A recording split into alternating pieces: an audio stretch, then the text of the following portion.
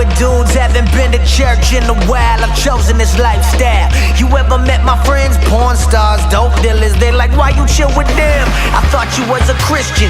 Yeah, I'm on that team, but I'm with them cause my life's the only Bible that they've ever seen. So wanna be an earshot from the church bell. I wanna win souls near gunshots in the worst hell. Telling them Christ became a curse for their sin. With my words and my works, they won't come in. I'm bringing church to them. Yeah, that's why I live where I live. They say you acting crazy, that ain't no place to raise your kids. But if we ain't living it, who else gonna show 'em what a family's supposed to look like instead of them broken homes? Gotta be living stones around where they getting stoned. Live to know him, die to make him known till he take us home. Let's go. I wanna go where the wild things are. Yeah. I wanna go where the wild things are.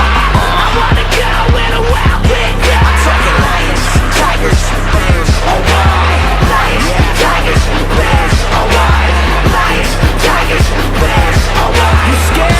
Christ died for this terrible heart. That's why I wanna be where the wild things are. If you catch me in a bar where the wild things are, with my pastor and the entourage who loves God, please don't think that it's odd. We kick it round broken hearts, fishing for men, surrounded by sin but ain't taking part. I talk about Jesus, all the Christians love me. I walk like Jesus, now they wanna judge me, ain't it funny? I'm ducking stones thrown from the Pharisees. Gospel of peace upon my feet like a paraclete. Walking with the paraclete that's Greek for the spirit. They say the wild things that eat you up. Who shall I fear when God is walking with me? If I die, that's a win. That's the seed of the church. Plus I get to be with him, and we so undefeated. Like Haynes made our sneakers. I had beef with Jesus, then my sinner got deleted. So I gotta go and speak it to those who really need it. Let the gospel off the leash. Go and be where the beast at. I wanna go where the wild things are. I wanna go where the wild things are. I wanna go where the wild things are. I'm talking lions, tigers, bears, alright. Lions, tigers, bears, alright. Lions, tigers, bears, alright.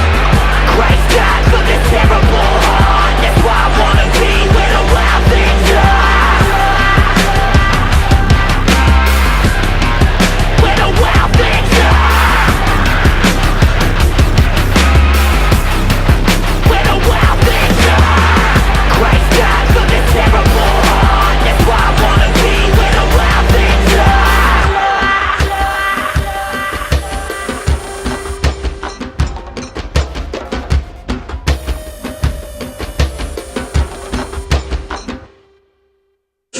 So, in 2012, I was asked to participate in the Gang Reduction Task Force for Durham County. At the time, the group was composed primarily of representatives from law enforcement, the criminal justice system, and government-sponsored programs. And so they decided, they did a survey of the kids, and they found out that God was important to them. And so they decided they want someone from the faith community to attend, and I got recommended because of CA's work with after-school programs.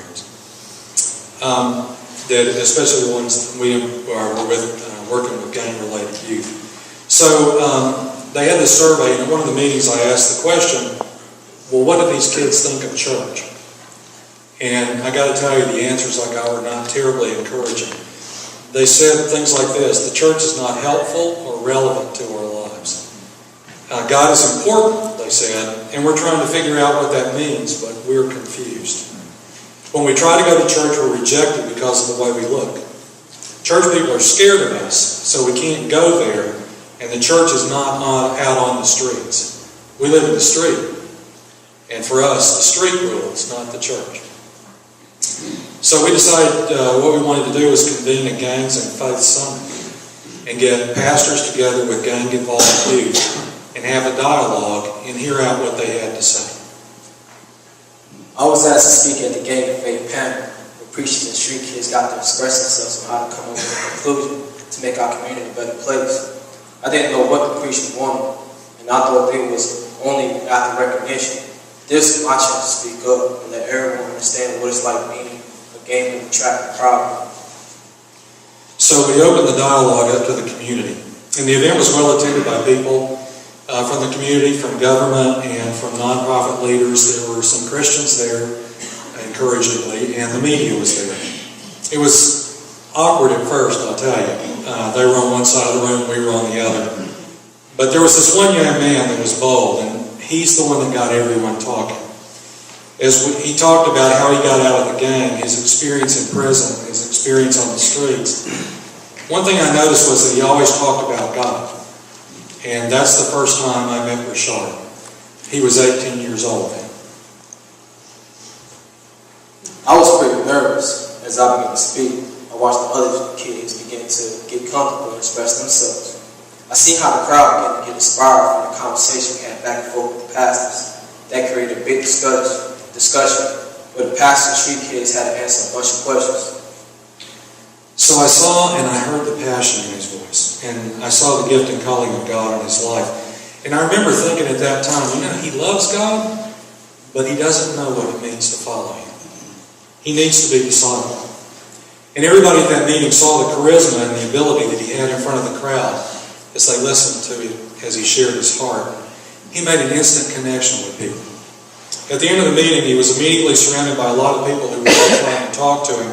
And I was trying to talk to him too, because I wanted to make a God connection with him. And I could see that some of the other people there had different motives. Well, after the event, a bunch of people began to ask me for my contact information. And I did really well expressing myself as I spoke. One of them people was Pastor Doug.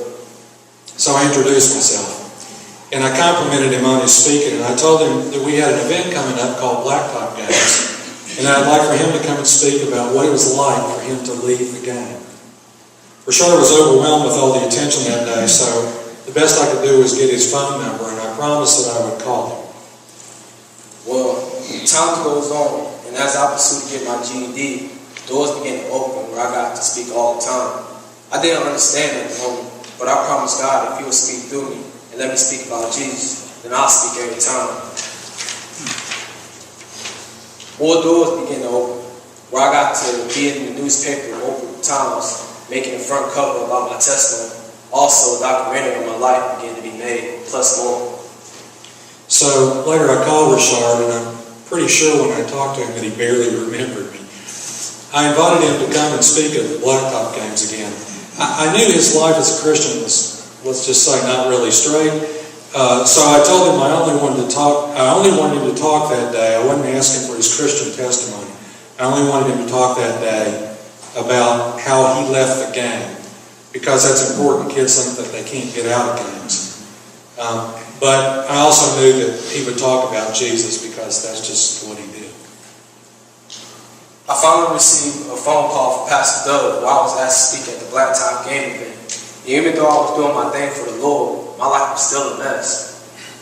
I couldn't get a job with my record of being a felon, nor did I have a place to stay. Me and my girl at the time were jumping from house to house. The day finally comes where I get to speak at the Blacktop games. But before the event, I get in a huge argument with somebody close to me about some money. So I ended up going to the speaking event, unfocused and pissed off. I could tell Rashard was not in a good mood. So I asked him if he was going to be okay. He said he was mad at somebody, but that he'd be fine. He knew this was what he needed to do. So I prayed for him, and then I pushed him up, and he went on stage to speak. At the Blacktop Game event, I didn't remember much of what I said, but I got a response from the gang members from the neighborhood and got to share my testimony of how God freed me from the gang life. I was also asked to be a mentor for young children thinking about joining gangs. One young man asked me to be his mentor. I let the children know that joining the gang was a safe right they wanted to take. But I thought, how can I help them when I have my own problems? Rashard spoke that day with passion and with honesty. He got an amazing response from the crowd. And when he came down off the stage, he was mobbed by kids. One of the gang members had been hanging off to the side while he spoke, came over to talk to him. The anointing of God was all over him that day, but I could also see that the enemy was hard after him as well. I think Satan particularly hates young evangelists. I've seen this over and over. I knew life wasn't going to be easy for him, but I hope to pray that God had his hand on him, and no matter what happened, he wouldn't let him go. Eventually, I received a phone call from my probation officer saying I had to go to court for not paying the fine of $6,000. And I was afraid of getting locked back up. So I continued to pursue my GED. I tried to stay in touch with Rashard by phone and through Facebook, but it wasn't easy. Soon the calls and the conversations dried up completely, and I didn't know where he was or what he was doing. So I just prayed. Soon enough, a girl for 3 years left and cheated on me, which led me to deep depression, which caused me to try to commit suicide multiple times. I soon broke house arrest and began to use cocaine to commit crimes, which led me to flee to New York. So trying to reach Rashard, I went to his Facebook and I saw some pictures he had posted. It was clear that he was in deep trouble. And I didn't think he was in North Carolina anymore, but I didn't know where he was. The only thing that I could do was leave him a message and hope somehow he'd get it. To my surprise, he did get that message. And he wrote right back. And so at least I knew that he was alive. I didn't know it then, but that was around the same time that his girlfriend left him. All I knew was that he was in trouble, and so I kept praying for him. After 2 months of being in New York, I came back to Durham, and I got chased by the law multiple times, which soon led me to run from Durham to Button on foot. While in Button, I received a text message from Doug letting me know he was concerned, which made me think and pray to God to end this madness. Soon I was set up by my mom with the cops and went to prison for a year. Once I got out, I tried to do the right thing, but ended up going back to jail for stealing cars after being out for 2 months. While being locked up, a prophet named Reverend Mills came and shared the good news of Jesus Christ there. There I was anointed and was put on an assignment from God due to the end times. Well, I ended up getting out of jail November 27th, the day before Thanksgiving, and decided to stay with my family. But that didn't last long. I got kicked out of my aunt's house and moved with my grandmother, but I knew that wouldn't last long either. From there, I enrolled back into school and went back to the streets where I knew where to survive. I also began to prostitute myself for women to make extra money. But during the robbery, me and my friend ended up getting stuck in the rain with stolen goods. Plus, our getaway ride didn't even show up. I began to panic because while we was hiding the stolen goods, the police kept riding by. At that moment, I came to the end of myself and began to plead with God because I was tired of living the lifestyle I was living. That was a day of surrender for me. It had been a long time since I heard from Rashard, but I couldn't forget him. God wouldn't let me. I think about him from time to time. I wonder where he was and how he was doing. And each time I said a prayer for him and I begged God to save him. He was really, really stuck in my heart. After being sober for a couple of days, reality hit me hard. I was 21 years old, no money, car, house, or education. I began to believe that was the only way out of this misery, and I began to have many suicide thoughts. Soon I began to pray for God for a way out, and at that moment, I seen Doug with a big Kool-Aid smile on his face. And some said, call Doug, but keep it 100. I barely remember who he was. Then I remember that Doug emailed me from Facebook, so I had to look through my messages, hoping that the message didn't expire, because it's been a year since we have spoken. But from there I prayed to God because I feared that I would get rejected. But as I began to say hello, my heart began to pump hard and fast. So the phone rang, and I didn't recognize the number. I answered, and I immediately knew that voice. He said, "Hey, Gov, this is Rashard." And I said, "Yeah, I know who it is. Hey, Rashard, I've been waiting on your call." He was a little bit surprised. Yeah, it was. I began to let him know I wanted to change my life and asked him if we could meet up someday. Doug responded saying he was waiting on my phone call and asking if I wanted to come with him to an outreach. You know, as the Lord would have it, we were doing our Christmas outreach at the Budget Inn the next day. You know, I remember that. I knew in spite of all he'd been through that calling of God was still on his life. And I knew how much Rashard was motivated to share the gospel and to see people get saved. So as you might imagine with God, the timing was perfect. On the way to the outreach, I began to explain my situation, and we got to catch up on things. During the outreach, I asked Doug, did he know a Bible school I could go to? And he told me, yeah, that he would love to help me get into one. Soon, I was invited to church where I got showered with love, which soon brought me to conviction. I didn't know how to respond to the love, but sure enough felt good. I also got invited to the Jones house. There I seen how a healthy family operates for the first time. They were talking, laughing, and playing board games. Plus they had a lot of sweet desserts. All I know is when I left, I didn't want to leave. But they had made a big impression on me. I wanted a family like that. It was like an episode of Brady Bunch.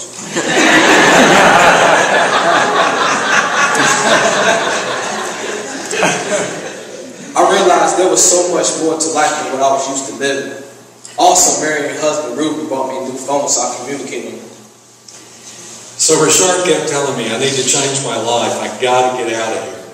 I started looking around for somewhere he could go to get grounded in the Word of God, and I knew he needed to begin to learn how to live as a Christian too. Well, New Year's and my birthday was right around the corner. I had made plans to get drunk and high chills with females. But I guess you could say God canceled my plans because I was stuck in the house both New Year's and my birthday. I felt the Lord telling me that Rashard needed to get out of Durham as soon as possible. His living situation really wasn't good, and I was concerned that if he stayed here very long, he'd just get in trouble again. So I explored several options for programs that were out of state. But the only place that could take him immediately was Teen Challenge in Greensboro. Well, I was glad about that, but there were some things that we needed to get together before they could take him. Soon enough, Doug gave me a phone call, let me know I was accepted in Teen Challenge. But before I left, I had made up my mind not to tell nobody where I was going, not even my family. I just didn't want any discouragement from anyone.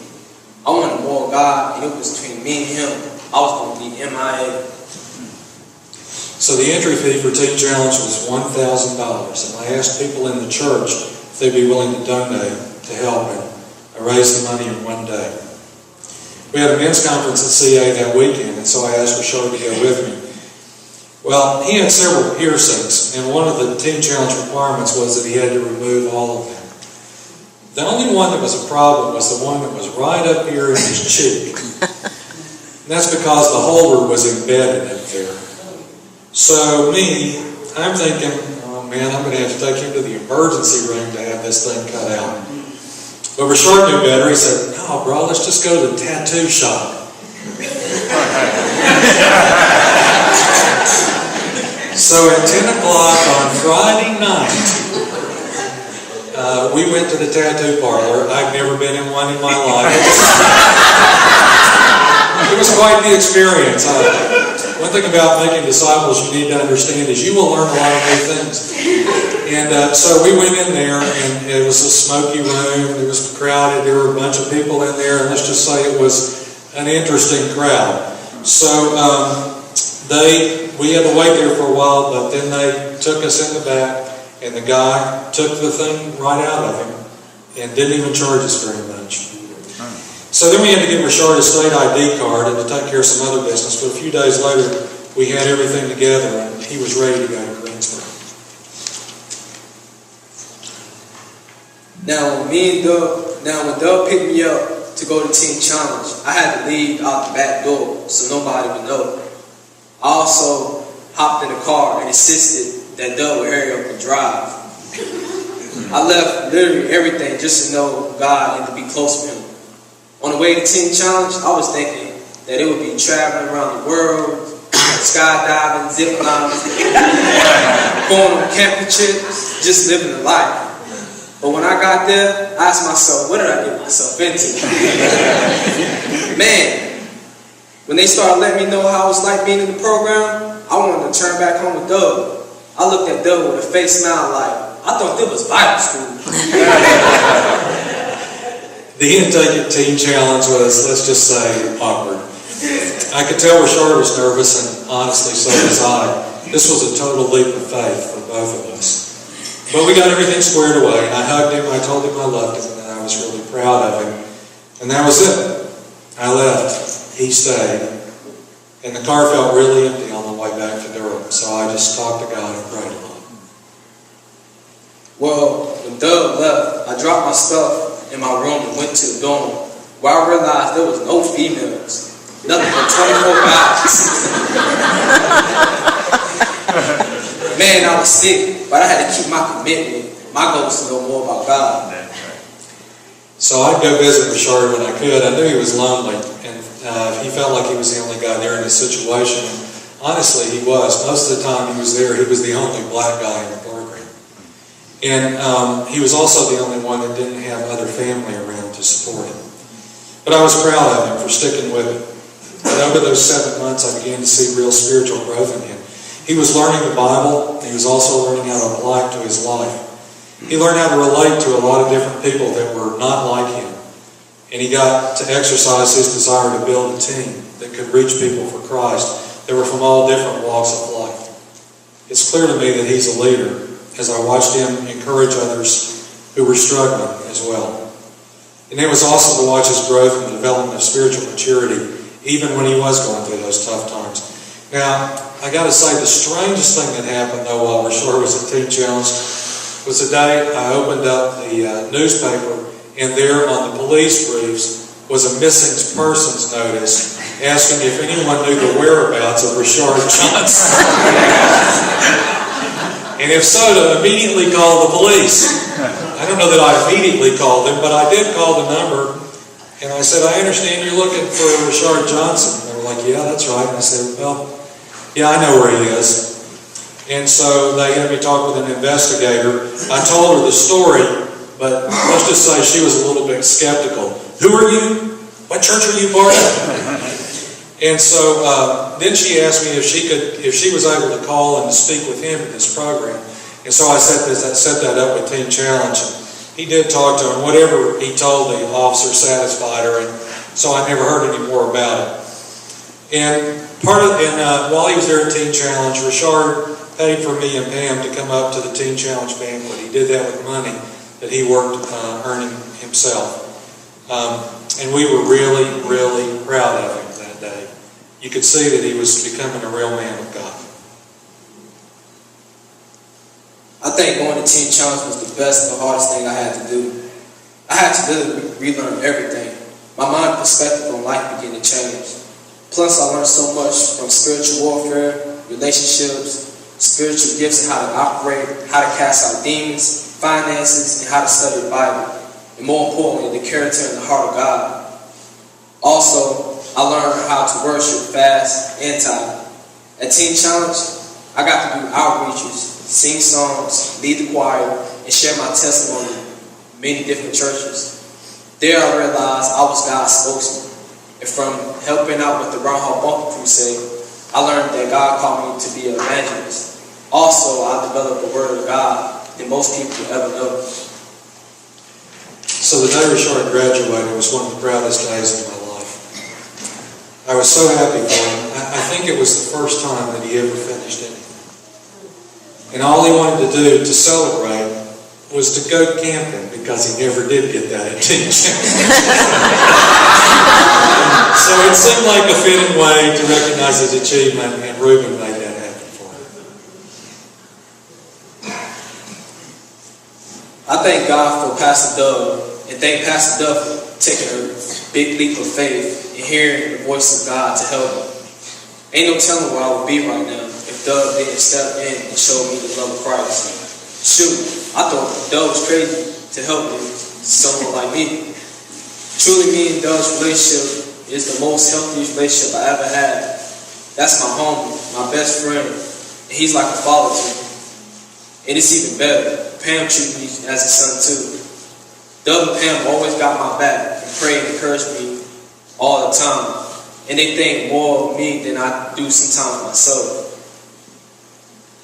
Now I'm back in school for like the 10th time and finally got a job. And I'm happier than I ever been. Even though there's new problems and trials in my life, I'm overcoming thanks to Jesus. Even though I'm not where I want to be, I'm so glad I ain't where I used to be. Praise the Lord. But this is just the beginning. So we wanted to present this to you today as an example, as sort of a modern-day Paul and Timothy story. You heard Rashard say that when God brought him to the end of himself, he left everything, literally everything, to follow Christ. You know, Jesus is not asking you to commit 20% or 30% or 50% to him. He's asking you to commit everything. Billy Graham put it this way: salvation is free, but discipleship costs everything we have. So, as you think about making disciples, here are some things to remember.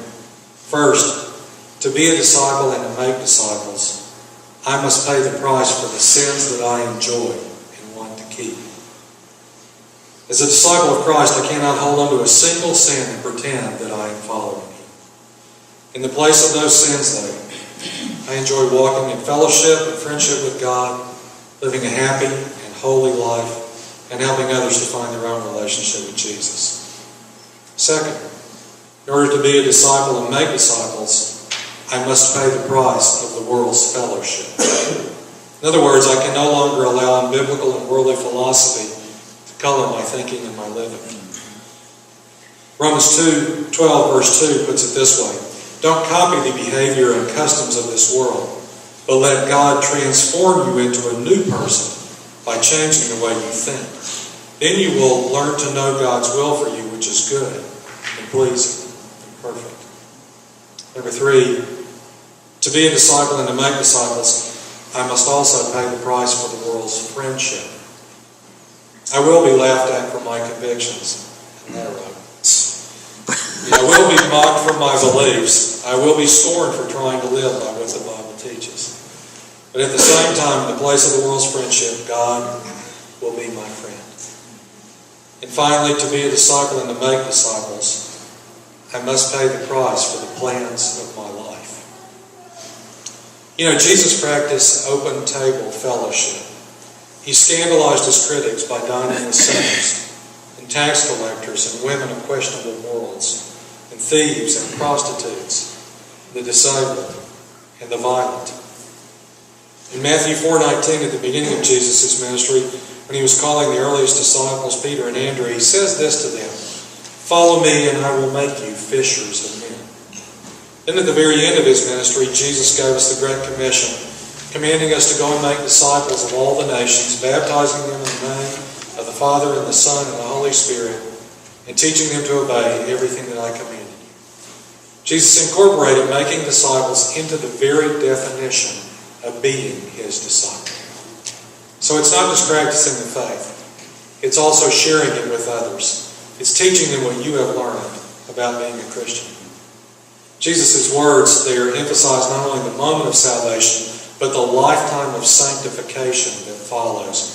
In John 8:31, he said this: if you abide in my word, you are truly my disciples. That's the difference between a one-time profession of faith and a lifetime of spiritual growth and increasing godliness, between counterfeit and genuine conversion. It requires all of us, but it gives us everything that is the Lord's in return. And that's amazing grace. Rashard, you got any final thoughts? Yeah, I got a lot to say, honestly.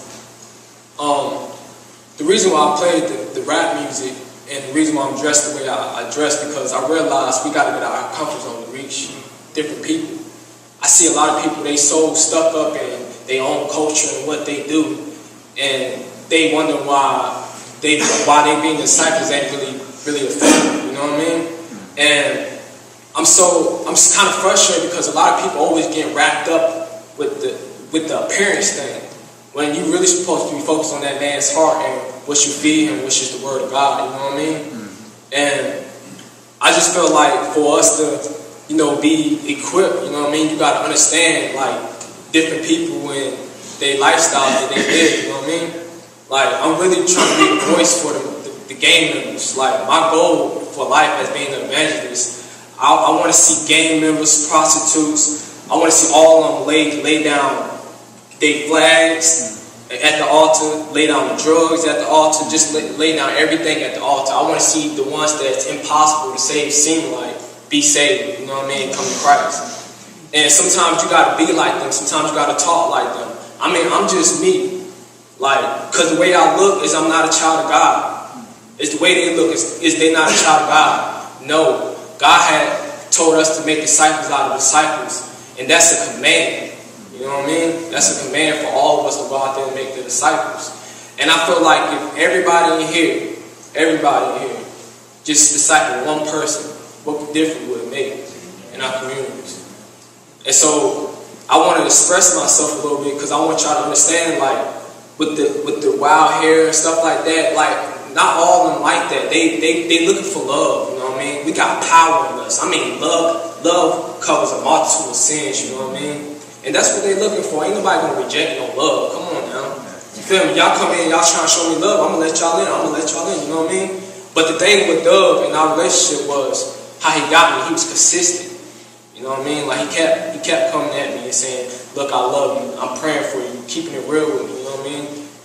And that's what really opened me up for us to build that relationship. You know what I mean? But I just want to encourage y'all because God is telling us to go out there and go get his lost sheep. You know what I mean? Time is running out. And a lot of people out there dying. A lot of people out there think they don't need Jesus when they really do. And we got what they need. We really do, and it's time for us to get up and go take some risks, and let's get popping for Jesus, you know what I mean?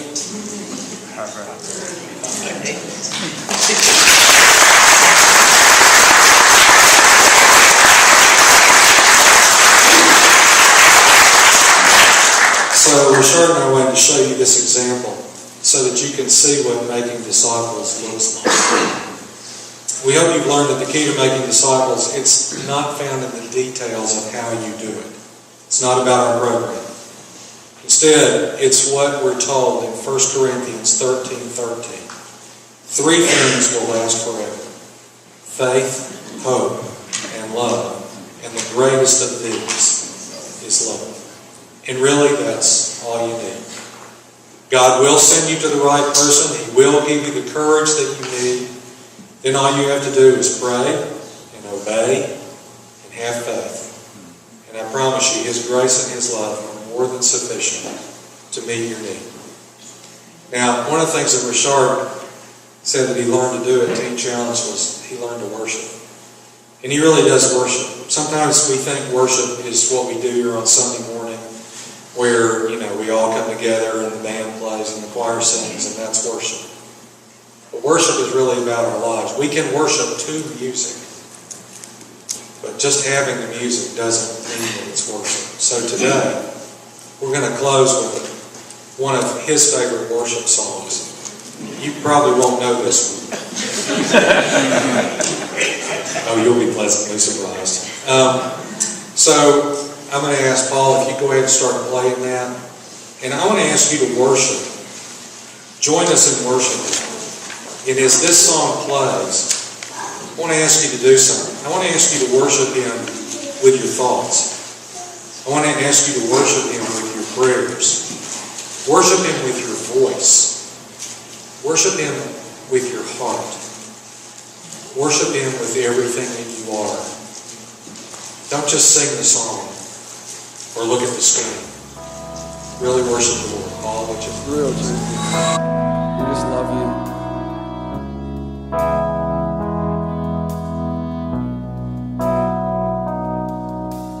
Left my fear beside the road. I hear you speak, you won't let go. I fall to my knees as I lift my hands to pray. God, have risen to hear again the Father's love that draws me in. But all my eyes will see is a glimpse of you.